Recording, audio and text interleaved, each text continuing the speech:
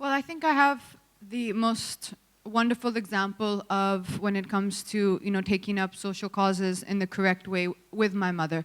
My mother, from the last, well, as long as I can remember, has always been involved in charitable causes, different charitable causes.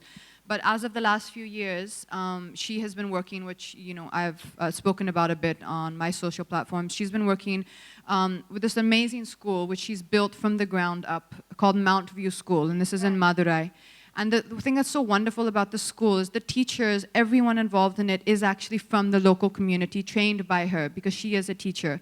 And I guess that's where, for me, the personal connect with this charity really happened, with Educate Girls. So when Safina contacted me about Educate Girls, we do get a lot of people contacting us, to be very honest, because any cause, any charitable organization, they need that voice for the exact reason which Safina just said, which is that you do get a lot of doors slammed in your face when you're trying to change the mindset. Right. See, it's not just about the tangible resources, it's not just about the physical resources.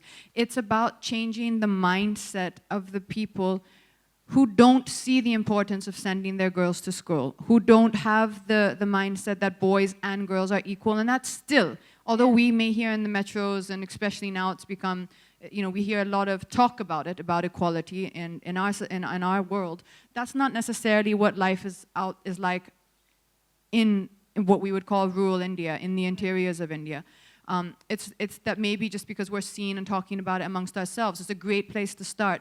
But what Safina is actually doing is on the grassroots level, from the ground up. She's going into the communities with her team, with Team Balika, not going in saying, this is what I think, so this is the right way, and trying to enforce her or our opinion, where I'm sure everyone in this room is of the opinion that, girls must be educated, that every child must have an education. But she's trying to first go and talk to them in a way that they will understand, not be told what to do, whether it's the village leaders, the village elders, the parents, getting people who often are the most educated girls or the most educated boys from the local communities to join Team Balika, who then go into that community. So whether it's not an unknown like Safina, it's someone from the community saying, Auntie, can we talk to you for a minute? Or someone who's recognizable to them and saying, these are the reasons and these are the benefits that you must send your daughter to school. Although it sounds on many levels like this is, starting again from the basics, this is still what is happening, and this is still what we, in my opinion, is the number one thing to address, and that is, for me, everything starts with education. Knowledge is power, and when you have that power, you have self-confidence, you have belief in yourself, you then can become empowered to start even thinking about what you want. Today, the girl which Safina is talking about, today she wants to be a teacher. But she knows she wants to be a teacher because she has that education. Without education, she might not even know what she wants. She might not even have that self-awareness to start thinking about what she wants. Right. In fact, I would like to acknowledge Team Balika that they work with so much of passion, with no intention of making money, and I'm absolutely floored by that. I'm absolutely floored by, the vision they have to spread education in rural India among these girls. So the intention is so very pure.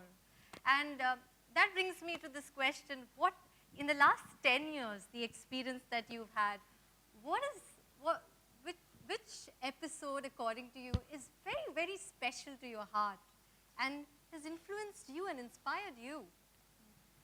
Oh, there's so many. Yeah.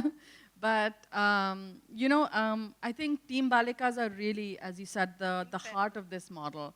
And what's been really inspirational is to see how many, like when we expanded from Rajasthan to Madhya Pradesh. Yes. We've been in Rajasthan for a long time, and then we were just entering the state, and we said, but nobody knows us here. Will people stand up to volunteer? And we started in Jhabua district in Madhya Pradesh. All of you, I'm sure, are aware, it's a very tough geography. It's very, tribal, it's remote. It's a very difficult area to work in. And you won't believe it. We started doing our recruitment events, going and canvassing people. And within 4 months,